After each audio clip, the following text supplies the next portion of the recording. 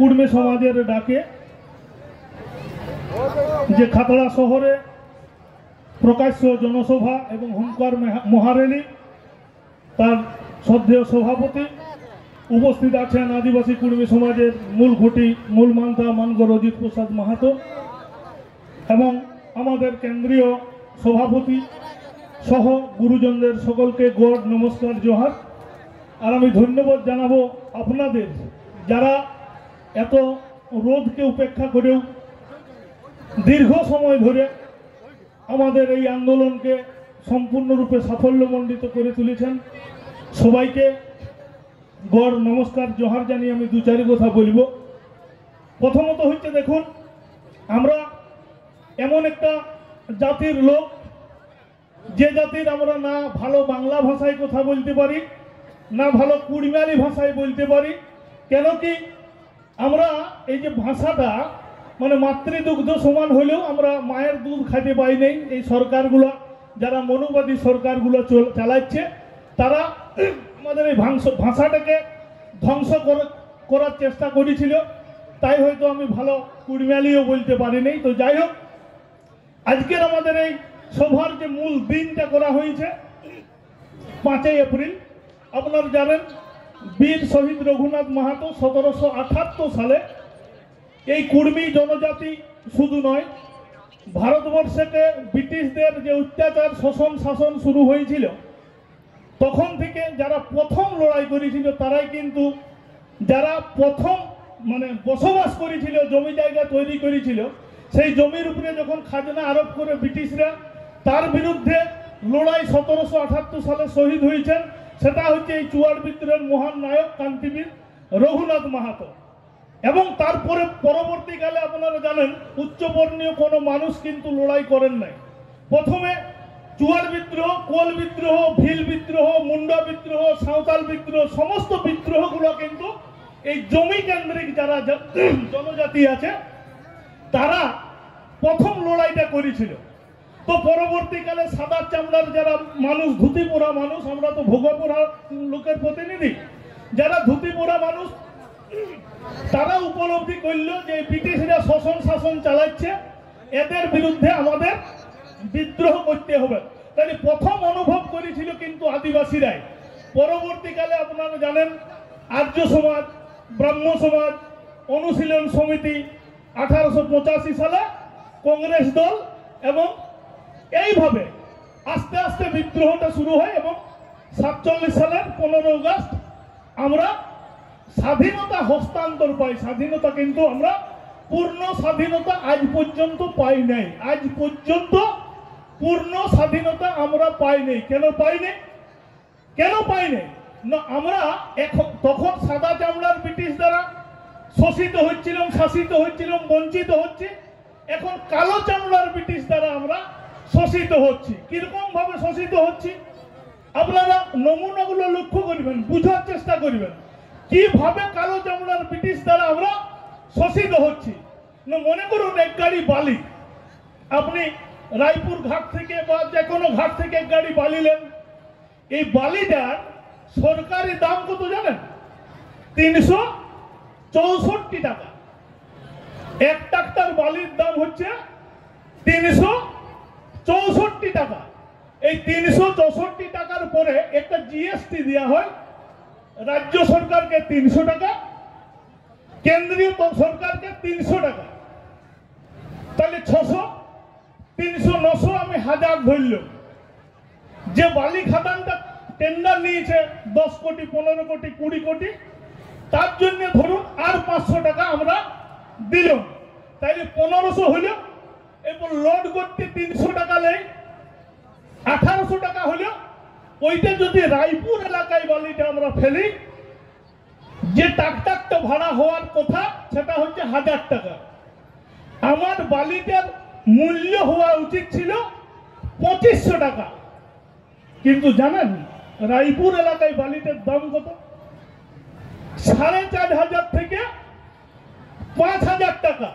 এই 4.5 থেকে 5000 টাকার যেটা হলো 2500 টাকার বালি, 4.5 থেকে 5000 হলো কি করে? নই কালো চামড়ার ব্রিটিশরাকে দিতে হয় রাতে দিনে মান্থলি করে।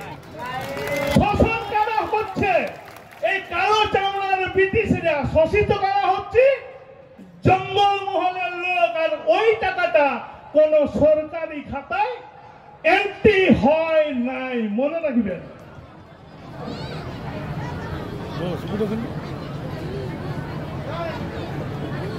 শুনুন, আমি সেই তালাই পাতা থেকে মাইক খোলা পর্যন্ত আন্দোলনে থাকি, আপনারা জানেন তো। কষ্ট দমে করি, শুকাই যায়, রাত দিন খাটিয়ে থাকি তো, তাই শুকাই যায় মুখ গোলা সবেই, এত চেঁচাইতে হয়, বুঝলেন তো। যাই হোক, তো সেই টাকাটা চলে যাচ্ছে আমাদের কিন্তু ব্রিটিশদের, কালো চামড়ার ব্রিটিশ, ওরা কলকাতায় ফ্ল্যাট কিনছে, ওই টাকাটা সরকারি নথিতে যুক্ত হচ্ছে নাই। এই শোষণ শাসনের বিরুদ্ধে অজিত প্রসাদ মাহাতোর নেতৃত্বে আদিবাসী কুর্মী সমাজ লড়ছে এবং লড়বে। শুধু কুর্মী রাষ্ট্রের জন্য নয়, লড়ছে কিন্তু সমস্ত কিছুর বিষয়ে। বিএলআরও বলে একটা অফিস আছে, জানেন তো, কলকাতার লোক আছে, বেশিরভাগ অফিসাররা বাঙাল। ওই দপ্তরটা ওদের কিনে লিয়া হয়ে গেছে, যেমন বেশিরভাগ অফিসাররা হচ্ছে বাঙাল। আপনার এক ট্রাক্টর মাটি আপনার ডোভা তাড়িয়েছেন যে আমি ঘর করছি, ভরিট করব, ঘর করছেন আপনার ডোভা তোলা মাটি, সেটা ভরিট করবেন। ট্রাক্টর ওয়ালারা বলে 1700 টাকা লাগবে, নাইলে তোর মাটিটা বহিয়ে দিব নাই। মাটিটা লোড করতে 300 টাকা লিয়ার কথা, আমরা ধান বহি ট্রাক্টরে 300 টাকায় লোড করে, আর ট্রাক্টর ওয়ালা 500 নেই। মোট লিয়ার কথা কত ছিল? 800 টাকা। কেন না বলছে বিএলআর আসে করে যদি ধরে 7,000 টাকা ওকে ফাইন দিতে হয়, 7,000 টাকা। আর যদি সরকারি ভাবে ধরে, এটা বেসরকারি, ওটা ওর ঘর যাবে। কলিকাতা বেটা পরিবেশ দিল ইয়াই ইংল্যান্ডে পড়িবে, বেটা ইংল্যান্ডে পড়িবে, আমাকে আপনাকে শোষণ করছে। এইগুলোর বিরুদ্ধে আমরা লড়ছি। তার জন্য কি করছে না, কুর্মীরাকে ইদিক উদিক করে পেঁচে ফেলে রাখ, তাইলে এরা আন্দোলন করতে পারবে না। কিরকম পেঁচে ফেলে রাখছে? আপনার একটা জমি আছে, হয়তো বড় প্লট 12 বিঘে, আমার জমির নাম বলছি, কদমাগড় মৌজা, 1538 দাগ, মোট জায়গাটার পরিমাণ ছিল 18 বিঘা, সেটাকে বাটা দাগ করে দিল। বাটা 1538 বাই 1729। আমার যে 18 বিঘার মালিক বটিলাম, আমাকে কাটিয়ে 7.5 বিঘার মালিক করে দিল, 7.5 বিঘার মালিক করে দিল। বাকি জমিটা যদু মধুর নামে লিখে দিল। আমি কোর্ট ছুটতেই থাকিব, আন্দোলনও হবে না, কিছুই নেই। এদের এইগুলা একটা বিরাট চক্রান্ত চলছে কলকাতার লোকদের, এবং ওরা লুটে দিচ্ছে। আধার কার্ড সংশোধন করতে করতে, রেশন কার্ড সংশোধন করতে করতে আপনার জীবন যাচ্ছে, আর এরা লুটে পুটে নিয়ে যায় কলকাতায় ফ্লাইওভার করছে। তো এর বিরুদ্ধে আমরা একটা বড় আন্দোলনের ডাক দিয়েছি। আমাদের অজিত বাবু সেটা ঘোষণা করবেন, এবং সেখানে মমতা ব্যানার্জিকে আমরা 16 সালে পুরুলিয়ায় যখন দেখা করেছিলাম, আমরা বলেছিলাম 15 দফা দাবি ছিল, বলেছিলাম দিদি ওই কোর্চাতে নিজ জাতি বলে একটা কলম আছে,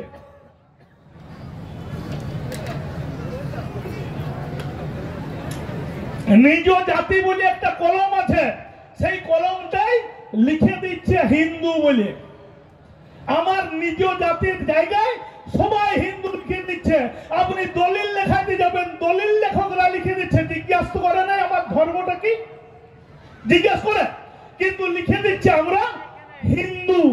ভাবুন, এইটা যে একটা চক্রান্ত চলছে, এই চক্রান্তের আমাদেরকে জবাব কিন্তু দিতে হবে।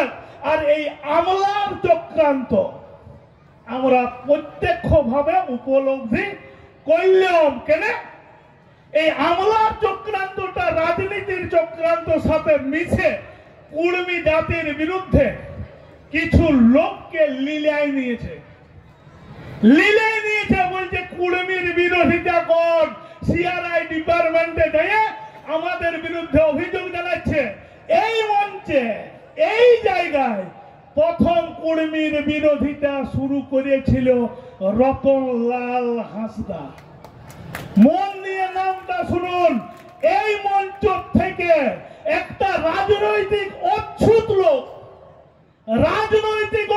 লোক জানেন আপনারা, তার রাজনৈতিক দলটাও নাই, নিজেরও কোনো গুরুত্ব নাই। এই জন্য ও প্রাসঙ্গিক হয়ে ওঠার জন্য বিরোধিতাটা শুরু করাইলো এইখান থেকে, জানেন তো। আর সিআরআই ডিপার্টমেন্টে যাই কুর্মীর নামে অযথা অকথ্য ভাষায় সমু মান্ডি নামে একজন গাল নিয়ে বলেছে। আর আমরা তার আগে এসপি সাহেবদেরকে লিখিত দিয়েছিল, আমাদের সিএম ম্যাডামকে বলেছিলাম ওরা আন্দোলন করতে পারে, কিন্তু ও আদিবাসী ক্ষত্রিয় কুর্মী বলার অধিকার ওদেরকে কে দিয়েছে? যদি তাদের বিরুদ্ধে ব্যবস্থা না নেন এইবার কিন্তু আইন আমরা তুলে নিতে বাধ্য থাকিব। আইন তুলে নিতে, নিজের হাতে তুলে নিতে বাধ্য থাকিব। খোঁজকে উঠে লালগড় আর কুর্মীদেরকে মাথা তুললেই জেলখানায় ঢুকাই দিচ্ছেন। আর আমরা 100টা থানায় সমু মান্ডির বিরুদ্ধে এফআইআর করেছি, এখনো পর্যন্ত সমু মান্ডির বিরুদ্ধে প্রশাসনিক কোন পদক্ষেপ নেওয়া হয় নাই। তো কুর্মীরা কি ছাগলের তৃতীয় সন্তান বটে নাকি? তৃতীয় সন্তান।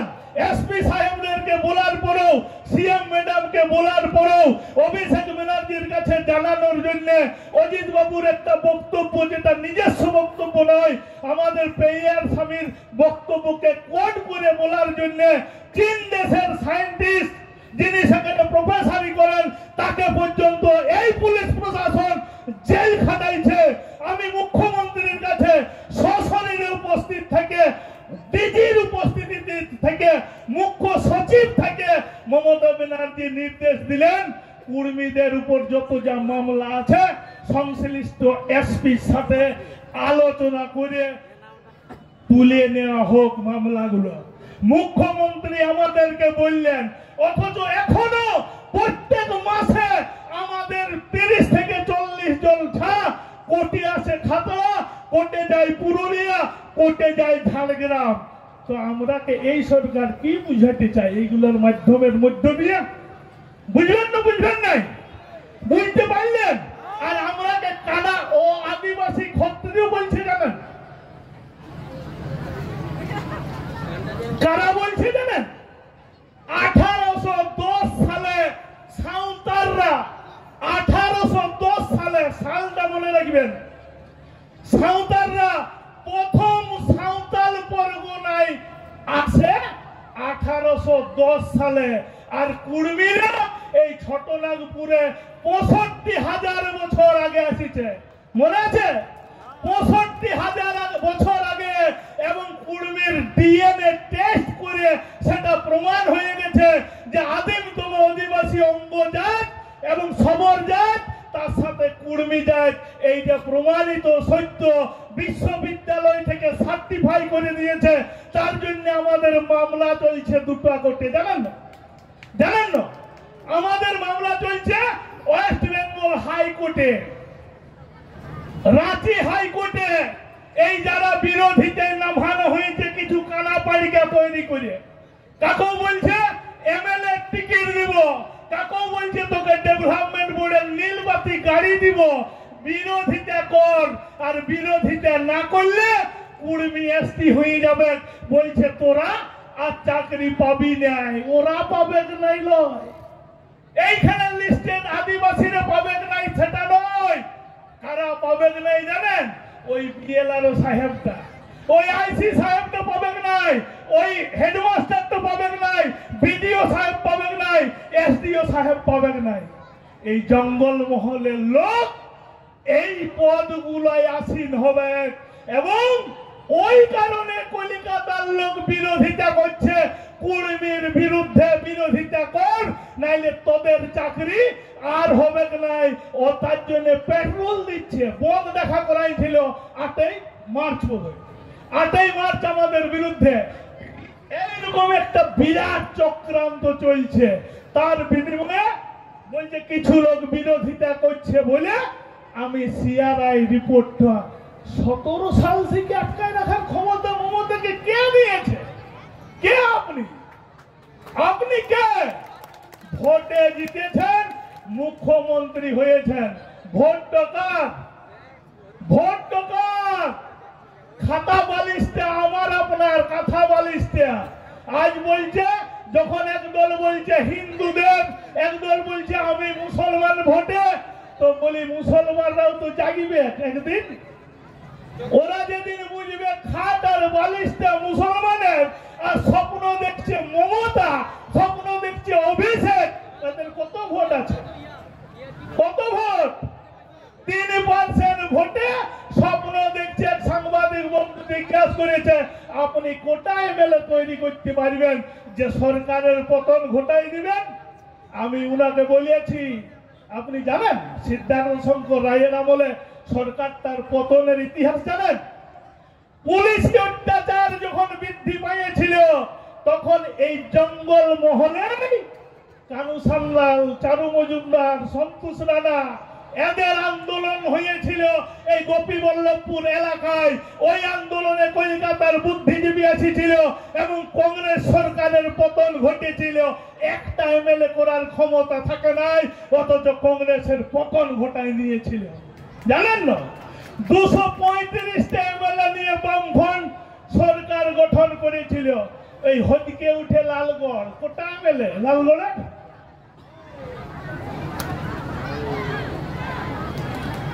কোটা এমএলএ লালগড়ের 2টা থেকে 3টা। একটা দুর্দণ্ড প্রতাপ বামফ্রন্ট সরকারের পতন ঘটাই নিয়েছিল। আর মমতা ব্যানার্জির পতন ঘটাই দিবে যদি ওই সিআরআই রিপোর্ট এই 25 সালের মধ্যে নির্ভুল ভাবে যদি না পাঠায়। আইএস আইপিএস এরা কি করতে আছে?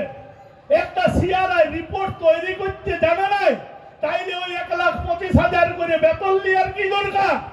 আসুক আমাদের সঙ্গে কারাবাগালি করুক, কারাবাগালি করুক, আমরা লিখে দিব। আমরা টুকটাক এই খাতড়া আদিবাসী কলেজের ছাত্র বটি, কিন্তু লিখে দিব। আর যদি আপনারা না পারেন তো আমাদের যে কমিটি আছে সেই কমিটির সাথে যোগাযোগ করুন। আমার ন্যায্য অধিকার আটকায় রাখার ক্ষমতা আপনার নাই। আর যদি আটকায় এর পরে রাখেন, আমরা তো দাবি করব না, জানেন না? এতদিন বলেছি করতে হবে, দিতে হবে, এবার বলবো জবাব চাই। আর দাবি করব না, জবাব কেন আটকায় রেখেছেন তার জবাব দেন। অধিকারটা যদি ন্যায্য ওঠে তো ওই অধিকারটা আমাকে ফিরাই দিতে হবে। আর যদি কুর্মী আদিবাসী নয়, আপনাকে বলে দিতে হবে এই 25 সালের মধ্যে আমরা আর কাল থেকে মুরগি ঢাড়বিকে আন্দোলন করিব না।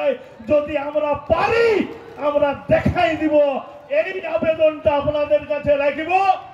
আপনারা সবাই 21শে এপ্রিল দিয়ে এলাম, তো দিয়ে এলাম 21শে এপ্রিল, 21শে এপ্রিল আমাদের এসডিএলআর,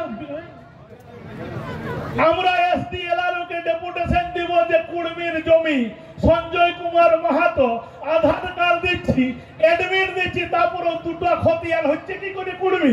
আমি দলিলের সময় তো বলেছি আমার আগেকার খতিয়ান 1101, পরে আপনি কি করে 1112 করছেন? আমার একটা খতিয়ান করতে হবে।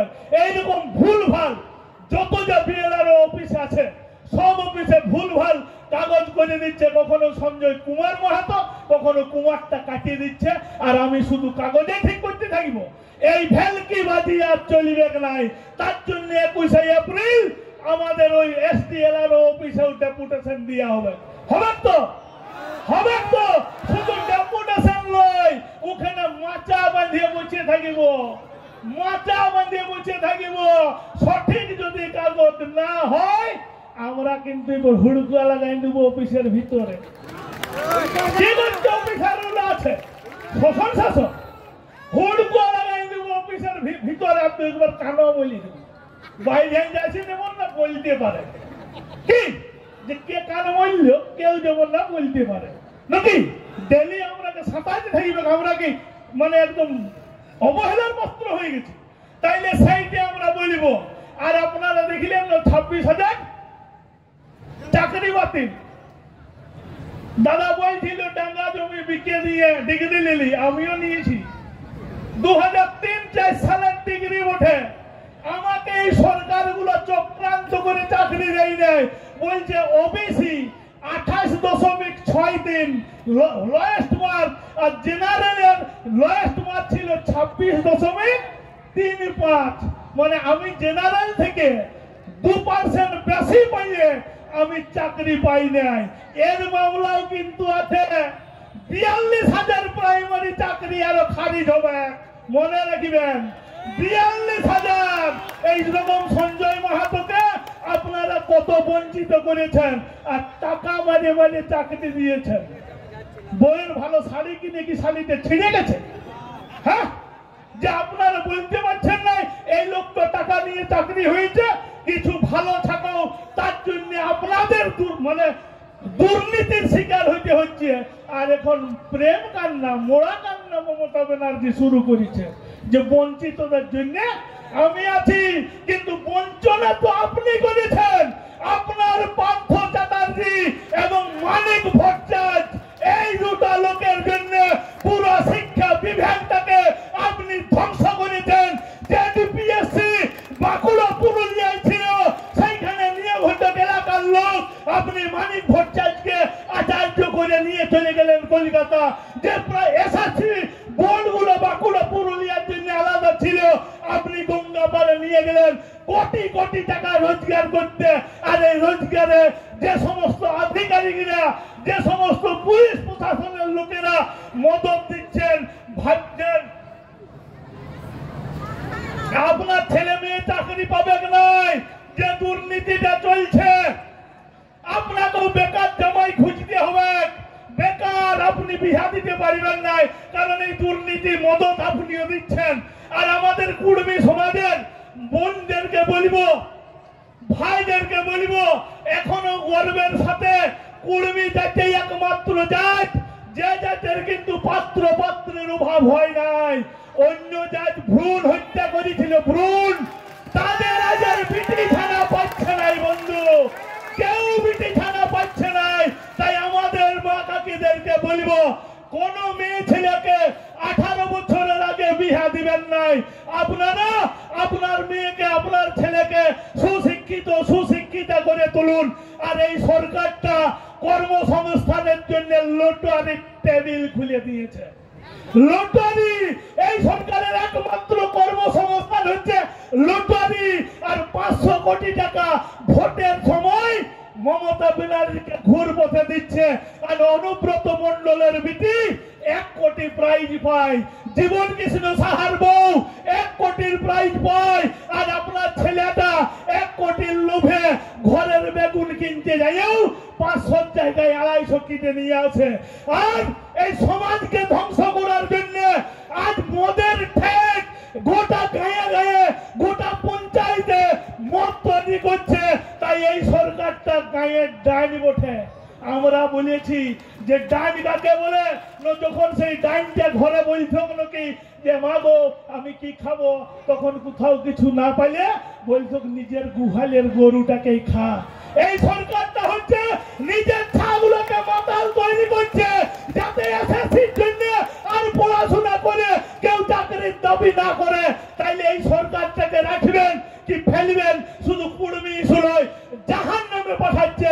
আর মা কাকিদের 1000 টাকা দিয়ে ভোট তো আপনারা দিয়ে দিচ্ছেন, কিন্তু যে সরকারের নিজের এই ছাপও নাই, সে আর লোকের ছাপকে কি করে ভাবি? ধ্বংস হচ্ছে না, উচ্ছন্নে যাচ্ছে সমাজটা, সেটা কি করে সরকার বুঝবে? তাই সমাজকে ধ্বংস করাচ্ছে লটারি এবং মদে। আর ইলেকট্রিক বিল, এই ইলেকট্রিক বিল 7 টাকা ইউনিট, বলছে যে তোমার ইলেকট্রিক কাটিয়ে দেব। আমি বলি কাটলো, ওই প্লেটটাও তো আমার জমি আছে, তোরও ঠ্যাংটা কাটিয়ে ভোটে এমএলএ ভোটে নির্বাচনের জন্য কি টডি কত কোটি টাকা দিয়েছে, এই জন্য ইলেকট্রিকটা মমতা সরকার ওকে দিয়ে দিয়েছে আর ইচ্ছা মতো বিল বাড়াচ্ছে। এই গরমে সবাই হাঁসফাঁস করে মরছে। আর আপনারা জানেন কুর্মী শুধু কুর্মীর জন্য আন্দোলন করে নাই, আজও মুকুটমণিপুরে জল ছুটছে, দেখেছেন? তাদের জন্য 16 বছর মুকুটমণিপুর ড্যামে কোনো চাষ হইতো নাই জলে। এইটা কলিকাতার দাদা দিদিদের বিনোদনের জায়গা হয়েছিল। এই কাবুল ভাই আছে, এই কৃষ্ণ ভাই আছে, এই কাবুল ভাই, এই হারাদন ভাই, এই তিনজনের নেতৃত্বে লড়াই করে চাষের জন্য নিয়মিত জল ছাড়ছে। কারণ এই কুর্মীর জমির উপরেই এই মুকুটমণিপুর ড্যামটি আছে। আর যে কুর্মীর এইখানে খেজেছে তারা আজ তো জল ডুবির তকমা মাথায় নিয়ে বাঁচিয়ে আছে, অথচ এইখানের প্রশাসন ওইখানে যে মেলা করছে সেখানে কুর্মী সংস্কৃতির অংশগ্রহণ কোনো নাই। এমনকি যেগুলো ওইখানে যে স্টল হচ্ছে, ওইখানে যে বোট চালানো হচ্ছে, কোন ওই জল ডুবি কুর্মীদের অগ্রাধিকার নাই। তো এই পরের লড়াই হবে ওই মুকুটমণিপুর ড্যাম যেমন আমরা দিয়েছি, তেমনি ওই মুকুটমণিপুরে লড়াই করব। যে লোকগুলো ওই জলভাসীর তকমা পেয়েছে তাদেরকে স্টল দিতে হবে, নচেত এই এলাকা ছাড়িতে হবে, এই এলাকা ছাড়িতে হবে। এই দাবিতে আমরা কিন্তু দাবি বলি নাই, আমরা এবার বলবো জবাব দিতে হবে, জবাব। এই জবাব নেওয়ার জন্য আমরা আরো 20 সেপ্টেম্বর 100 জায়গায় রেল টেকার দাবি করেছি। ওরা বলে জনস্বার্থ মামলা করে হাইকোর্ট থেকে 20 তারিখেরটা 19 তারিখে আত্মপক্ষ সমর্থন না করতে দিয়ে ওরা মামলা করে আমাদেরকে ঠেঙ্গায় ধারায় কোর্টে ঢুকাই দিল। এলাকায় জীবনে জল কামান দেখি নেয়। এই ছোট ছোট ছাগুলোকে পুলিশ আটকানোর জন্য জল কামান, মেশিন গান, স্ট্যান্ড গান আনিয়েছিল, এই মূল রাস্তাগুলো বন্ধ করে দিয়েছিল। এবারে আমরা তার সুযোগ আর দিব না, আড়ি আড়ি হাঁটিব, রাস্তায় তো যাবই না। চাল মুড়ি বাঁধিয়ে নিব মা কাটিরা, চাল মুড়ি আলু কুড়মির তো আছে, বুঝিয়েছে না, বাঁধিয়ে খুঁটে বাঁধিয়ে নিব। আর কুড়মির ধান সিজানো বড় বড় হাড়াও থাকে, কোড়াও থাকে নাকি, আর জলও থাকে, চুলহা। সেই চুলহায় যেখানে সন্ধ্যা হবে আমরা সেখানে চাল আলু ডাল রাঁধিয়ে মাড় ভাত করে ডাক সিজে আলু সিজে আর চলিব রেলিয়ে যেখানে থাকিবে। যেদিকে রেল লাইন আছে রেলের উপরে কুর্মীরা যাইয়ে বসবে নাই, রেল কুর্মীর উপরে বসে আছে। খড়গপুর থেকে রাঁচি, খড়গপুর থেকে ভুবনেশ্বর যে রাস্তায় যাবেন জায়গাটা ছিল কুর্মীর, রেলকে আমরা দিয়েছি আর আপনারাকেও দিয়েছি মুকুটমণিপুর রেল করার জন্য। কিন্তু সুভাষ সরকার থেকে মুনমুন সেন সব চলে গেল, বাসুদেব আচারিয়া 35 বছর চলে গেল, কিন্তু আমাদের রেল টেকাতেই হচ্ছে।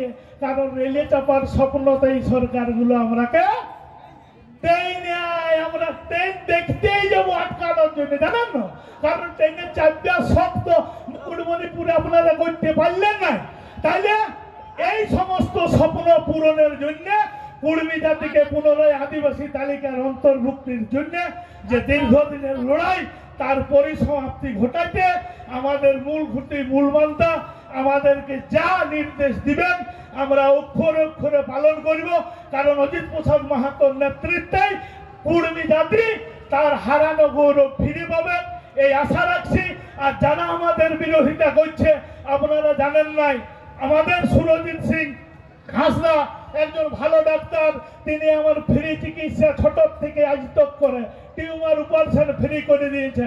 আমাদের এই খাতড়ার সবচেয়ে বড় ডাক্তার আমাদের সমীরণ মান্ডি, ওই সমীরণ মান্ডির কাছে আমাদের সঞ্জয় মাহাতো বোধহয় আছেন এখানে।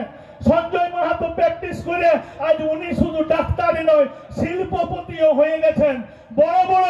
এবং উনি অনেক সাঁওতাল ছেলেকে যারা ওনার কারখানায় কাজ করতে গেছে সেই কারখানায় বলছে কাজ তোকে করতে হবে নাই ভাই, চ ভালো স্কুলে ভর্তি করব, স্কুলে পড়াই, ভালো ভালো থাকে। এই সঞ্জয় মাহাতো চাকরি করে দিয়েছে।